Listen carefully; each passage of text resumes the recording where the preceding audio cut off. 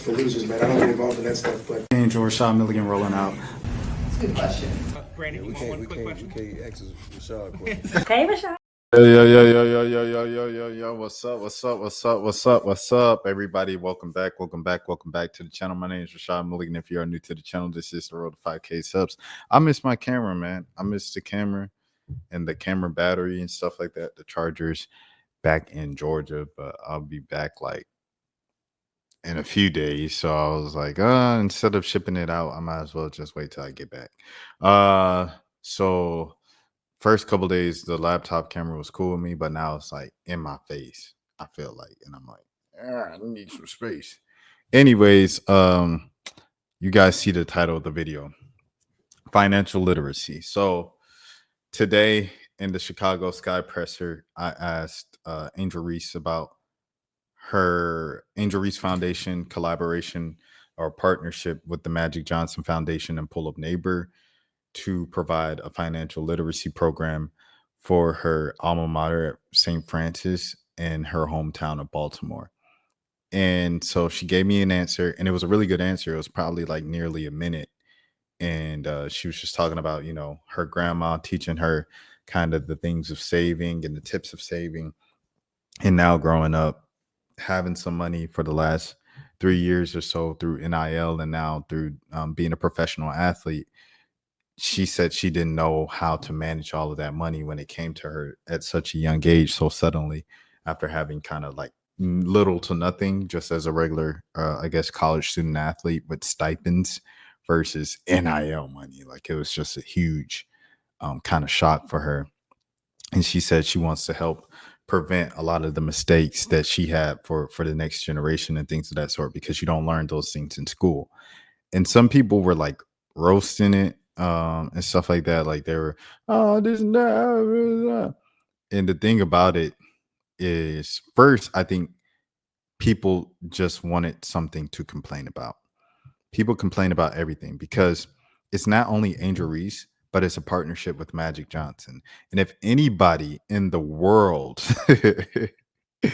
is more qualified to do something like that, financial literacy course, and is using their wealth in the right way to help build up his community, is Magic Johnson. He's bought businesses and started things to employ people in particular neighborhoods. He's been extremely particular about the places where he's opened up. You know, I'm from Atlanta, so it's like off of Cascade, he owned the Starbucks off of Cascade and over by Green Bar Mall, and that like entire park. I said this in the last video, but I'll say it again. In that parking lot, he owned the TGI Fridays right there. He also owned Magic Johnson Theaters. And it was like he owned like just a lot of places outright in Atlanta. It wasn't a secret. It was just like the Magic Johnson Starbucks, the Magic Johnson this, the Magic Johnson. And most of the employees, if not all the employees in there, were Black people, because that's who lived in those communities in Southwest Atlanta. And so he's been doing that for years. He's on the board at the Boys and Girls Club, because I was having a discussion with a friend, a back and forth about because he was one of the people who was like, this doesn't help the Black community, like opportunity does, wealth distribution does. And I was like, well, what does wealth distribution look like? Because if you give people money, that is not enough. If you give poor people, or how do you say it in the best way, underserved communities money, most of them are going to end up broke again. Eventually they're going to end up broke again if you give them the means and everything like that. If okay, say Shark Tank, right? And your family, or you're even an individual, right, and you come from underserved communities and things of that sort, and you go up to the front, they say, tell your story. It's really tough for me right now. You know, it's difficult for me to get to school because I don't really have transportation, and the school closest to me, it doesn't offer me the best education opportunities and this and that. And I work a job. I work 2 part-time jobs, so that affects my sleep and getting up in the morning for school. And I have to work 2 part-time jobs because I'm taking care of my grandmother's medical bills, and I'm also helping my aunt pay the rent, and we all live under the same roof. And I'm also sharing my groceries among my 2, 3 siblings and my cousin who also stays with us. So it's like 6 and 7 of us under the roof. I'm the oldest, who's still around because, my oldest sibling, they're out, kind of doing whatever right now. We don't know where they are, and they kind of fled from the family. So it's all on me to be the breadwinner of the family as a teenager. So what I'm asking from you is $250,000. Mark Cuban says, stamp, here you go. That person with that $250,000 is going to end up broke again by the next year, that time next year. And it's not because they're bad or this and that. When you get $250,000 now, aunties ask are different. Grandma's ask are different. The kids around you, siblings, cousins, everybody's ask is different. Everybody, oh, we rich now. I was watching, you guys seen Could Have Been Love with Drewski and stuff. Of course, that's a comedy and stuff like that. But the prize was $50,000 from Canes.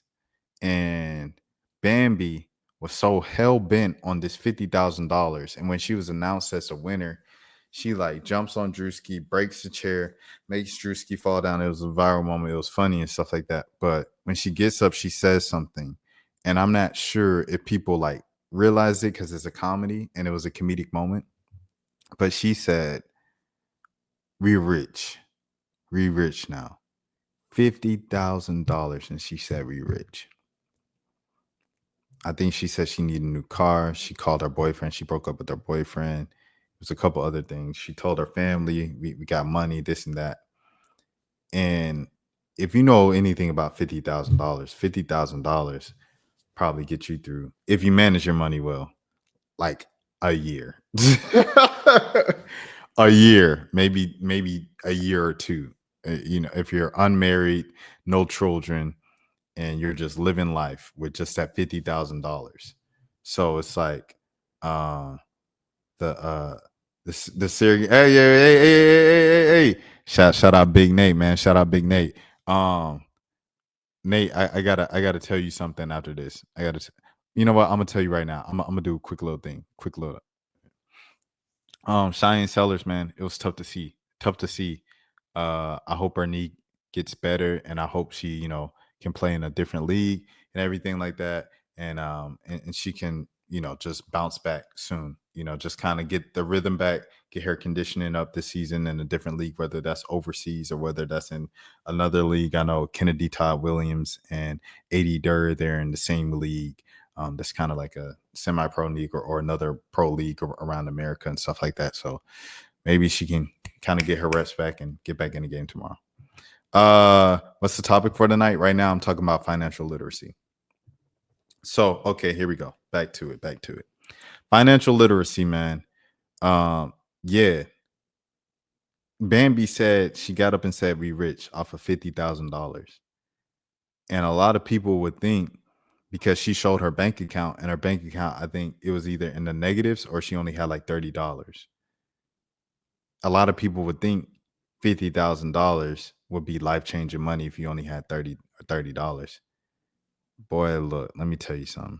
If you get a new car, if you get a new apartment, a new house, for sure a new house, what else?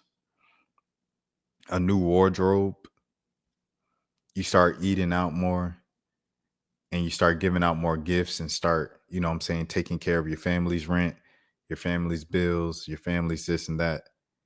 You're going to look up in a couple months and that 50,000 is going to be gone, bro. 50,000 is not enough. So the thing that I'm saying is, and you got to think like, all right, here we go. I'm gonna go with this. And this is a bit more, I'll say this. This is a bit more controversial.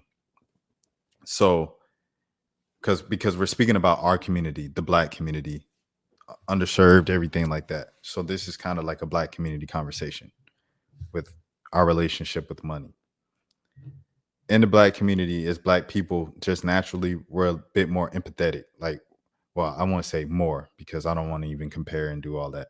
But we're empathetic people. Like, we're sensitive, we're caring, we're forgiving, we're this, we're that, we're like, you know what I'm saying? very Christ-like, Christ-centered, even if, you know, someone's like, I don't identify as Christian, this and that. Like, we're just like gentle and nice people, giving people, thoughtful people. Because it's like, I think in our subconscious, we always know, like, we know what it's like to struggle. We know what it's not to have. So when we have something, we want to reach out and help this person, pull this person up and things of that sort.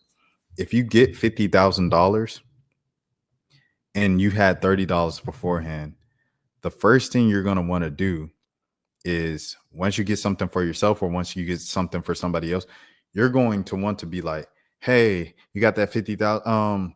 I need $60 for my phone bill this month. I need $70 for Georgia. I need $30 for gas money. I need 15 for gas. I need this for that. I need 200. If I could just get 200 for my insurance, I appreciate it so much. I know you just wanted 50,000 with Drewski, this and that. And as a nice person with 50,000, you look in your bank account and you got 50,000, $30 versus $30. You're gonna say, oh yeah, no problem. Yeah, I want to help you out. I want to help you out. And you help out so many people, you look up and you right back at 30. And that's just the reality of the situation without financial literacy. So it's like financial literacy, the way that Angel Reese explained it to me in her answer, she was explaining it from as a high profile NIL athlete making millions of dollars your junior year of college, and you never had no money before like that. This is different. And this is what they teach in the schools and young financial literacy programs. How do you know that, Rashad? Well, because when I was working at the paper in Alabama, I went to a youth program. I forgot what the youth program was called. It was called Unite. Shout out to Unite. Shout out to Travis Smith, Dr. Travis Smith, T, aka T. He was the leader over there in his hometown of Lafayette, Alabama, right? And he did it like once a month on Saturday mornings at Lafayette High School in Alabama. And he's a professor, I believe, at Alabama State, or he used to be a professor at University of Florida. But anyways, he brought in the one day that I went to cover that entire program. He brought in like this financial guy, and he was just giving basic advice. And he said, make sure you pay everything with a credit card, with the cash rewards card. And he said, you know, if you ever go to dinner with somebody and someone's like, oh, it's on me. He said they're rushing to say, oh, it's on me, because they have a credit cash rewards card. And the more they spend with that cash rewards card, they're going to get that money back, or they're going to get a lot of money back. And I ain't even going to lie. Me, at the time, I'm like 25. Like, I'm a grown man. I'm 24, 25 at the time. I'm listening to that. I was not 25. I was probably 23, 24. But anyways, I was in my early 20s, but I'm a grown man. I graduated college. I'm hearing that, and I got a cash rewards card, and I use my cash rewards and stuff, but I wasn't thinking like, don't just pay some of the stuff with your credit card for cash rewards. Pay everything with your cash rewards credit card. And I didn't know that. And so I'm sitting here, listen to this man. It's little things like that about money that you can learn from a financial literacy course. It's basic things like, say you get a $1,200 check every 2 weeks. How are we going to budget that? How are we going to divvy up that money, that $1,200, and make the most out of that $1,200 so we can make sure we got food in the fridge? We can make sure our lights are on. We can make sure the gas is on. We can make sure electricity is on. We can make sure Wi-Fi is going in our place. We can make sure we got gas in our car. We can get from point A to point B, and we can also put some money to the side for saving, whether that's 10% of the check, whether that's 5% of the check, even 3%, whatever, 3% of the check, right? And how are we going to make this money last us as much as possible? Okay, assets versus liabilities. What am I buying? What am I keeping up with? Do I have a sheet of all the expenses that I'm making, right? So if you don't drive, okay, what are the expenses for Ubers and DoorDash and Instacart fees for that month? Okay, you add it up. All right, it came out to just under $300. If I had a car, the car would have cost $30 a week for gas. That's about $120, and then $200 for the insurance. So that's 320. And then okay, parking fees probably if you live in the city, probably like another 50 to 100 if you go to a lot of events in the city. So now we're up to $400, $500. Okay. All right. So right now I'm saving about $200, $300 on this, writing it out, making a grocery list and not just getting what you want because you're hungry. Okay, what do I need? How much does it cost? Let me look at where can I get the best bang for my buck while also getting the best flavor for these foods. You have to learn all of this stuff. When I'm going grocery shopping and I'm going shopping for paper towels. Okay, this paper towel is so as strong and it comes with so rolls and it's $5.64. This paper towel roll comes in and it's so rolls and it comes in at $6.54, but it's more rolls. I can get more value for the dollar out of this one versus this one. It's basic things like that. A financial literacy and learning how to deal with your money. What's an asset? What's a liability? Okay, what is an asset? An asset is something that I put my money into and I make more money. A liability is something that I put my money into that I'm not making more money out of. So a liability will be eating out. A liability will be McDonald's. A liability will be Zaxby's. But an asset would be something like I do YouTube. I want to buy or I want to pay for StreamYard every month. I do YouTube. I want to upgrade my iPhone because I'm going to post it and make some money off it. Like these are basic everyday things for the everyday regular person with financial literacy that you can learn from and benefit from. It's literally teaching you how to fish. If I just hand you the fish, you are going to be hungry again in a week. If I teach you how to fish, you'll be full and fed for the rest of your life. It's as simple as that. And a lot of people say, well, you don't have the fish. And when I'm seeing people just make these excuses and things like that, it's like at some point you have to hold yourself accountable. Nobody's coming to save you. I'm sorry. It's not going to be Magic Johnson. It's not going to be this and that. And even Magic Johnson has provided you with opportunities and he's provided you with free education now. And Angel Reese, she just got into it. She's donated. She's done community events. She's done free camps. She's done free community service and everything like that, giving it back to the people. Turkey drives, Christmas drive, this and that. Handing money to single moms and single parents and everything like that. The Angel Reese Foundation just started because she just started getting money. And one of the first things she does, financial literacy in my hometown of Baltimore, at inner city, everything like that. Let me see. Do generational curses play a role in that? Okay. So I say generational curses, bro. I think it's all just a lack of education, bro. Like when people hear financial literacy, I think a lot of people just jump to crypto, stocks, portfolios, 401 RK, ROIs, all this stuff, right? All this fancy real estate. And it's like, man, how am I going to build my credit up to the point where I could go to the bank and request a $100,000 loan to buy a house and then rent that house out and create cash flow for myself? Like, that's crazy. My credit score is bad. It's terrible. Financial literacy is not just the big stuff for millionaires and everything like that. Like I said, financial literacy can be basic budgeting for, I get a $1,200 check every two weeks. How can I make the most out of that $1,200 check to make sure I could pay the $2,000 worth of bills that I have every single month?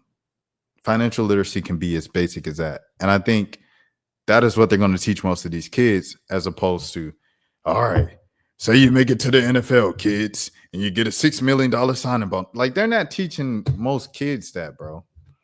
But to me, I think she's being hypocritical about it, because if you look at the NIL valuation, that's what she got in NIL. Everyone else won't get that. 100%. For her, Angel Reese was talking about it from her perspective of NIL and everything like this. But like I said, it's not realistic to think that these three organizations, the Angel Reese Foundation, Magic Johnson Foundation, and Pull Up Neighbor, all came together to provide a financial literacy program about 18-year-olds, 17, 16-year-olds getting $1 million into. That's not realistic. They're teaching those kids base. I bet everything on it. I bet everything on it that I own in this crib right now, that they're teaching these kids the basics of financial literacies and finances. He said some of those schools don't have it like that. Okay, the story that I was telling about Lafayette and everything of the dude coming in and breaking it down on a Saturday morning, Lafayette, Alabama probably has like 2,500 people in that town. Very small town. And the graduating classes are probably like 30 people. It's people everywhere, you know what I'm saying? Mentors and stuff like that. But the kids got to be open and the community has to be open to it. I think the response to this entire Angel Reese thing is showing like a large portion of the Black community is not even open to having the conversation about money. The Black community has such a weird and just I wouldn't even say weird, but such a damaged, that's the word, a damaged relationship with money, a jaded relationship with money that we can't even, you know what I'm saying? It's like, how are we gonna advance and get to the levels that we want to get to and get to the place that we need to get to as a Black community if we don't even trust it? It's like we've been hurt, we've been scarred, we've been broken so many times, betrayed so many times by money, we don't even trust them. So anytime someone comes up and says, hey man, this is how you can create cash flow and get your family in a better situation and bring us all up, we can only do it one household at a time and it starts with you. These are the things that I need you to learn: assets versus liability, budgeting, monthly budgeting, how to stretch $1,200 paychecks every 2 months, every 2 weeks, how to deal with this, how to do with that. Okay, you get EBT. You get $200 a month from EBT. Okay, you got no kids, $200 a month EBT. So that's $100 every 2 weeks, $100 every 2 weeks. That's not enough to eat a whole month, right? That's not enough to eat a whole month, but you do get $1,000 every 2 weeks, right? Because you get a check from, say, I don't know, you get a check from the government for this much, and then you also you might get disability, or you might get, just your job. You know what I'm saying? $1,000. How can we make sure that you're not starving every single night? Here's how we're going to budget it up. That's stuff like financial literacy, bro. All right, let me see. Teaching how to write a check, how to create a grocery bill, etc. 100%. That's exactly what this program is going to be, or what it is. $100 of that $300 should go to a savings account. See, that's a whole nother thing. It's like, if you have the money for savings, yes, savings. But it's like, we're talking about for the people at the bare minimum struggling, because the way that some of these folks was talking in his comments after the Angel Reese thing was announced, man, they're making it sound like I only get 25 cents a day and you asking me to pay $1 for this. No. Y'all want to go to the extreme so bad for everything. Listen, be open to money. Our relationship with money is important.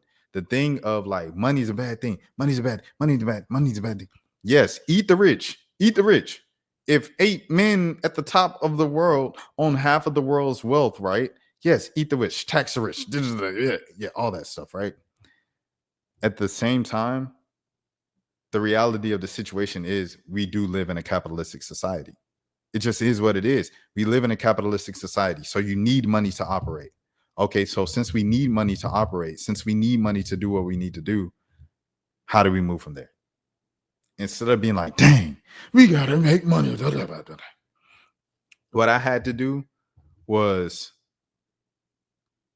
my money was low with my YouTube or whatever a couple months back, right? Like I just had some family stuff going on and everything. I wasn't consistent in my uploading, and my money was as low for YouTube as it's been since I first started getting monetized. I made a decision to fully lock in during Lent season when I was fasting and stuff like that, to really lock in on this YouTube and this and that. Man, I ran it up. I ain't getting no Aiden Ross money like that yet. I ain't getting no DDG money like that yet, but I run it up just from locking in and working my behind off and making sacrifices and this and that. And when you tell people something like that, they're like, man, but you shouldn't have to work. You shouldn't have to grind. We shouldn't have to sacrifice our sleep. We shouldn't have to sacrifice this and that. It shouldn't have to be grind culture. This and that. I hear what you're saying. Mental health is important. Physical health is important. Rest is important. And you shouldn't have to be wired all the time to think about work. But sometimes you have to do what you have to do. And sometimes you have to do something, period. Like we can sit down and complain all day about the grind culture and capitalism, but you have to eat at the end of the day. I have to eat. Nobody else is gonna feed me.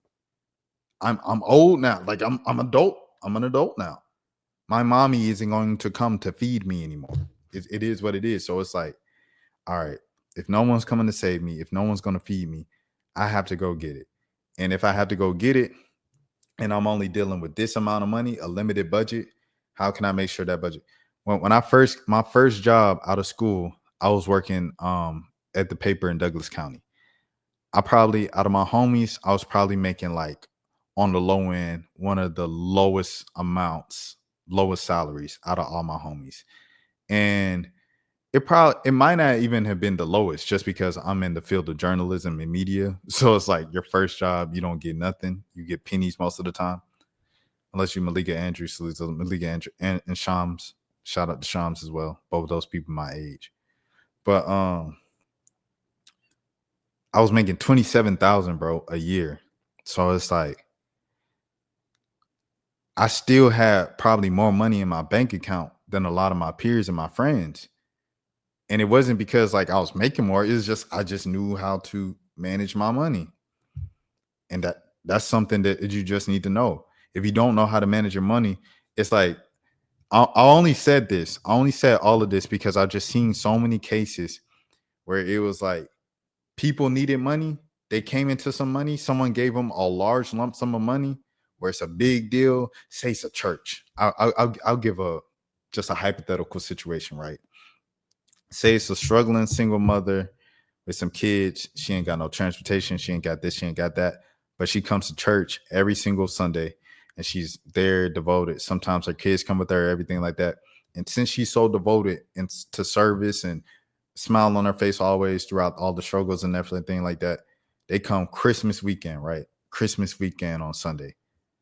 Floretta come up here. Oh, I didn't use somebody else's name that they ain't had nothing to do with that story. Let me think of a name. Sorry. Sydney, come up here. Let's say Sydney. Sydney, come up here on the stage. Sydney, we know you've been working hard. We know you've been doing this, da, da, da, da. So the church and I, we have been taking up a collection each and every single week for the past year to assist you and your family. Merry Christmas. Here's $10,000. They go, $10,000. They get the big old check. They take the picture and everything like that. $10,000. Man, they come back next month. Kids coming back looking like it's the first day of school fresh.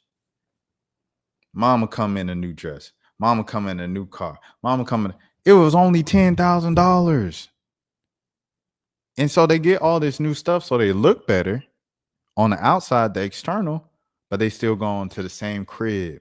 They still got the same bill problems. They still got the same trying to stretch out food budget, everything like that. I've seen it too many times, multiple times, where someone was given the money, someone was given the access to the capital. You can even get, like, when people say wealth distribution and they say opportunities, give them jobs, you can even give someone a $200,000 job, bro. A $200,000 job. And if they don't have the financial literacy, if they don't have the financial knowledge, what are they going to do? A lot of people going to get a $200,000 house, a $50,000 car, or a $100,000 house, a $50,000 car, and then a whole new wardrobe. They're going to upgrade. They're going to go out more. They're going to eat at more expensive places. They're going, oh, I got it. It's on me. They're going, okay, so now you're at 200,000, but you're still finding a way to live check to check. Or you're going to move to a more expensive neighborhood and you're going to do that. You know what I'm saying? So it's like you upgraded your life because you're making more money with the new job. And it's like, when you upgrade your life with the new money, you're still kind of living check to check. What was the whole point? And it was like because you didn't have the financial literacy. So it's like financial literacy needs to be at the base of everything. And for these kids who are high school age, they need financial literacy. But you can make the argument that when it comes to stopping crime, trying to get young kids out the streets and creating economic opportunities. Yeah, I mean, I'm not going to lie. Yeah, money is going to help stop a lot of crime because a lot of crime stems from, the people who's really from that.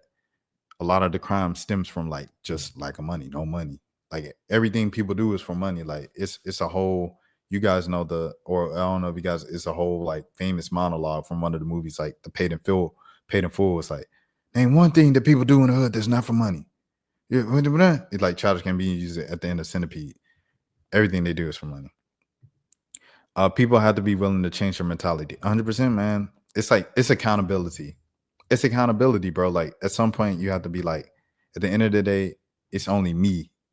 I have to live with the decision, with the results. Like regardless of who did what, who put me in a position, what I got going. Like I have to do what I have to do. But the victim mentality is a serious problem. In order to get out the gutter, you're gonna just struggle and grind. There will be peaks and valleys. 100%. Nate is spitting. Nate is spitting.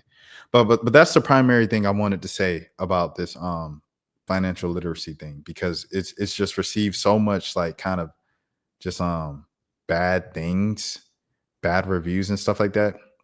And I was watching the other day a conversation between Eric the Young God, who's a YouTuber, and he was doing a conversation with FD Signifier, another YouTuber who's like a lot into intellectualism and things of that sort. And FD, he brought up a very interesting point that I never heard of before, a phrase. It's called vicarious satisfaction. Vicarious satisfaction, he said, he deals with it a lot as an intellectual YouTuber, where people will ask him to cover certain topics or issues and things of that sort. Because if he covers those things and they hear him talking about these issues and bringing it to the forefront and bringing it to people's attention and not doing anything, that'll still make them feel better that they heard about it or that they're aware of it or that, more people know about it, as opposed to actually doing something to solve the issue. So here we go. Vicarious satisfaction refers to experiencing the pleasure or fulfillment by observing or hearing about another person's actions or experiences rather than participating in them directly. In a religious context, particularly in Christianity, it refers to Christ's sacrifice on a cross as a substitute for human sins, thus satisfying the demands of justice and offering atonement. So pretty much like in the real world, it's just like people will rather, what I'm saying, talk about fixing the black community and what the black community needs to do with fixing the money and everything like that, as opposed to doing something about it, bro. Like, if you want to do something about it, like legit, go to a community event. Like, there's these millionaires, especially celebrities, do a lot of community events for free where they're giving back to the people. Everything is publicized. They put it out. They might even put little banners and stuff like that. If you want to do that, volunteer to help them at an event and pull them. You know what I'm saying? If you get a moment to be beside them, talk to them. Hey, I think, we could do this and do that, that, and this will really help the community. Or say, hey, this is what I do in the community. I volunteer with the youth. And I think just looking at these I hate to use the term YNs, but just looking at these youngins, I'll say youngins, these young men and women, looking at these kids run around and stuff like that, and the violence that they're getting into and the issues that they're getting into, I believe that we can cut down on a lot of it if we had this.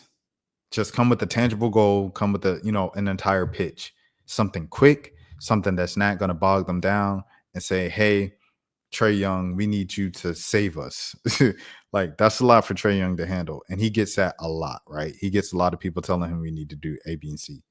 But if you can go to an event with Trae Young Foundation, with the Angel Reese Foundation, with the Magic Johnson Foundation, even if you're not talking to the millionaire themselves, talk to the foundation coordinator.